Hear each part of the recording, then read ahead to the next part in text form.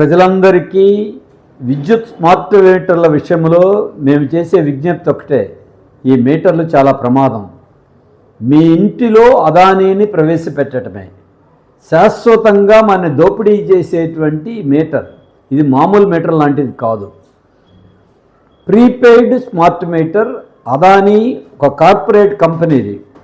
మీరు ఇప్పటి వరకు బిల్లు వచ్చిన తర్వాత 15 రోజులకో నెల రోజుల లోపల చెల్లించాలి. ఈ మీటర్తో ముందుగానే మీరు ఫోన్లో బ్యాలెన్స్ వేయించినట్టు బ్యాలెన్స్ వేయించుకోవాలి. ఇది అదనపు భారం. అంతేకాదు గంటకి రీడింగ్ తీస్తారు, గంటకి రేటు నిర్ణయిస్తారు. పగలు ఒక రేటు, రాత్రి ఒక రేటు. ఇది ఇంతకంటే దుర్మార్గం. మరొక వైపున మీటర్కి అయ్యే ఖర్చు 9,000, మనమే 93 నెలల వాయిదాల్లో చెల్లించాలి. మళ్ళీ 6 ఏళ్లలో మళ్ళీ ఆ మీటర్ పనిచేయదు, మళ్ళీ కొత్త మీటర్ పెట్టుకోవాలి.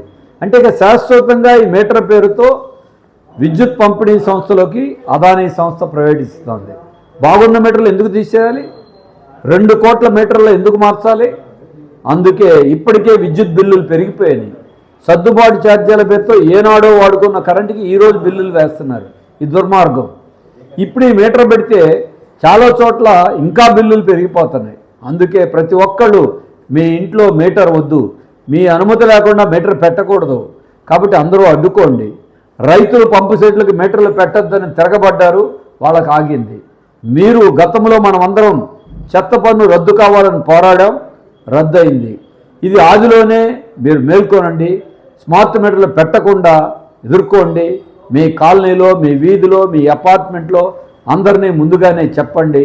అట్లాగే 2వ తారీఖు నుండి ఇంటింటికి వస్తాం తొలి అడుగు పేరుతోని తెలుగుదేశం కూటమి ప్రజాప్రతినిధులు చెప్తున్నారు. మీ వీధిలో వచ్చినప్పుడు వారిని కూడా నిలదీయండి. స్మార్ట్ మీటర్లు ఆపండి అని అడగండి. అంతేకాదు కరెంటు బిల్లులు తగ్గించండి అని అడగండి. దీనికి వ్యతిరేకంగా పౌర సమాజం అంతా స్పందించాలని మేము విజ్ఞప్తి చేస్తున్నాం.